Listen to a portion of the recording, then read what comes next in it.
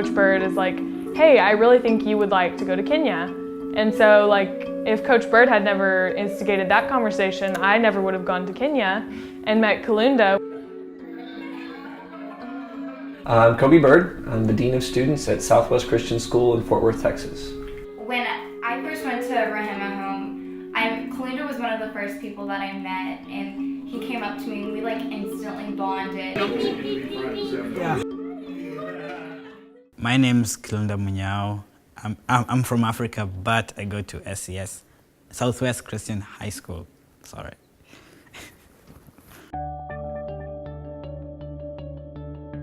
My background story is that I came from a very rough place.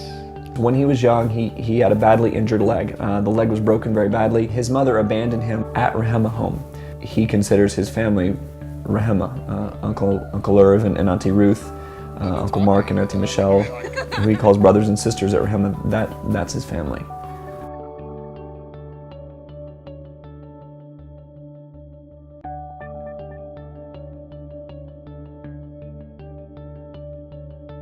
Rehema in Swahili means mercy. Many of the children have been abandoned because the level of poverty is so great. Some of the children are abandoned because they find out that the child is HIV positive. There's not a happy story. It's all, at least a happy beginning.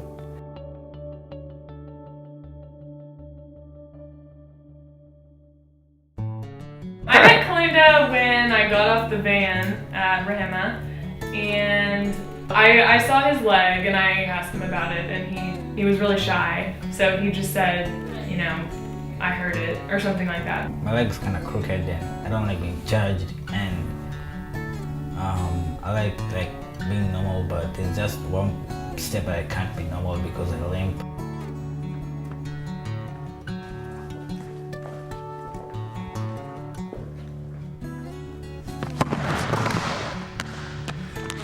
Kilunda really started to complain that the pain was becoming more frequent when he would try to use it that leg. But we had to wait to do the operation until it seemed like he might have been done growing. So at that point, the doctor said, he's going to need this technique. It can't be done here in Kenya because they don't have the equipment for it.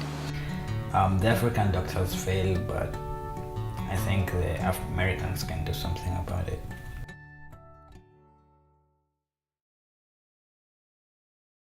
I remember every day in my math class, I would raise my hand and be like, we need to pray for Kilunda. Like, Write it on the board. Yeah, I was like, Yeah. I was like, we need to pray for him, like he has a need and we could really do something to change this person's life. This could be a really cool thing to do, and it could change our lives, and it could change his life.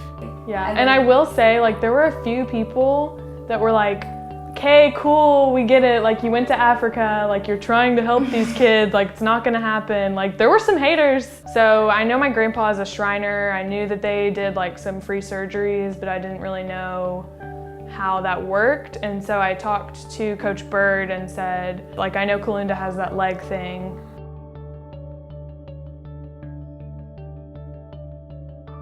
I know Kilunda through my daughter Caroline. She went to Rahima home last March. I was just really touched, and through several conversations that we had, it just worked out where I was on deck to be the one to escort Kilunda back to the United States.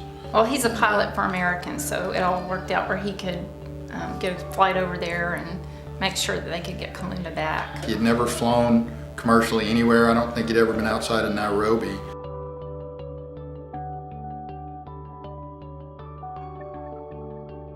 Kilunda lives with us. He is our fourth son. We kind of felt, you know, that we had a place for him. We have all boys. There's going to be easy days, and there's going to be some days that are hard. I mean, there's some days that you probably think, oh, if I just had my three and maybe not one more. But the whole big picture of it is such a greater thing that I mean, we definitely want him here. Kilunda lives with me. He's become another brother. Kilunda's my brother. He probably wants some just plain t-shirts. I treat and view Kilunda as a son. We're like, just plain t-shirts. Yes, but how many days are you going to be there, son? Like maybe wear this when you go to the doctor? he has something so devastating wrong with his leg. He won't wear shorts. He always wears long pants.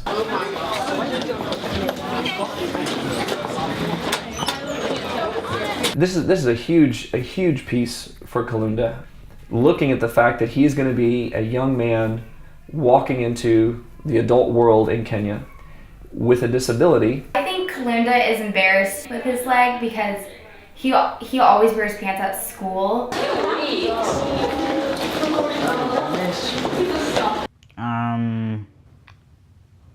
I just don't like wearing shorts because I don't like being judged. I mean, I know he really loves soccer, and he really wanted to go out for the soccer team, but he couldn't because of his leg.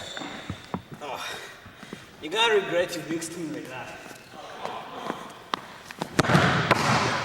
We were praying for so long, and next thing you know, the ball got rolling, and he was like, the surgery was accepted. We'll see if it gets healed. I absolutely do think this surgery will change Kilunda's life. In 3 days, his life is pretty much going to change.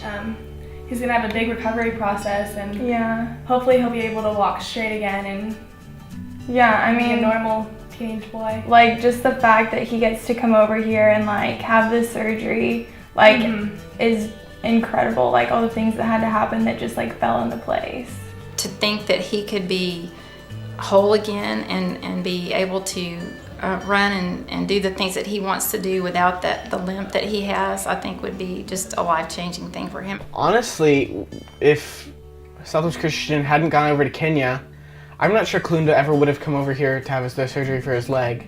Well, and the trickle-down effect of just that one trip that our daughter took. I think like I was definitely on that trip for a reason. It's a big deal for Kilunda. It's going to change his whole life.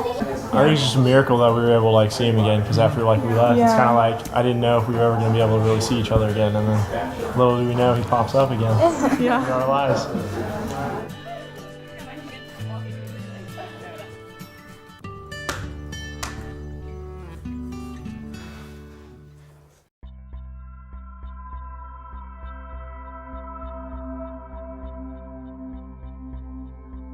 I think they're gonna break my bone while it's bad, then try to put it back in, then put a brace on it so that it extends. I have prayed for my leg to be healed. I'm scared about the needles. I miss my big family. When I get my leg fixed, they'll be happy. I miss Kilunda. I hope his surgery goes well. That was our special handshake we did with Kilunda. Him and Alex. I miss Alex. Titus. Yeah.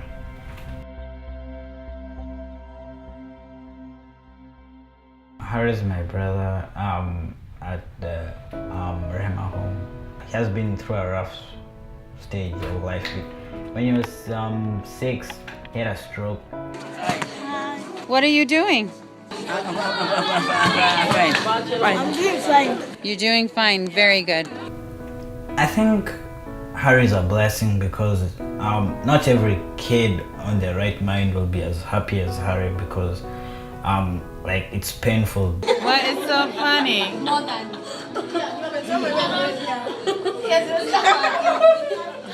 Harry is a great influence to people. It's like my role model.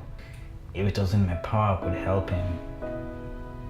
Yeah, and he's a great brother.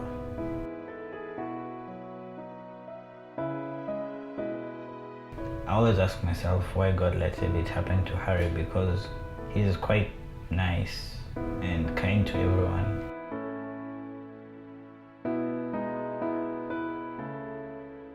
The first time they put a plate, but my leg bent. And the second time they put another plate and still bent and broke the screws.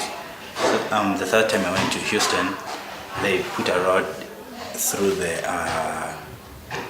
bone.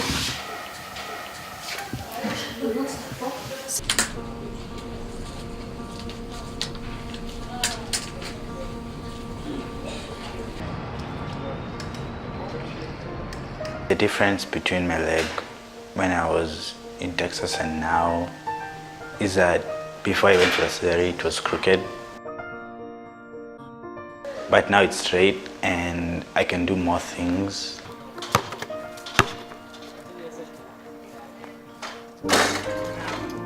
It doesn't hurt at all. Like before the surgery, it used to hurt.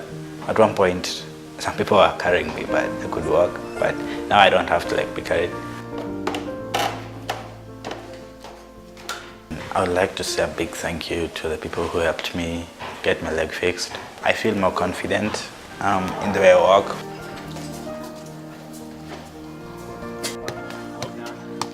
I'm 19, I can go out. I go out on my own. I've been doing internship. So I've been taking myself back, so I felt adventurous.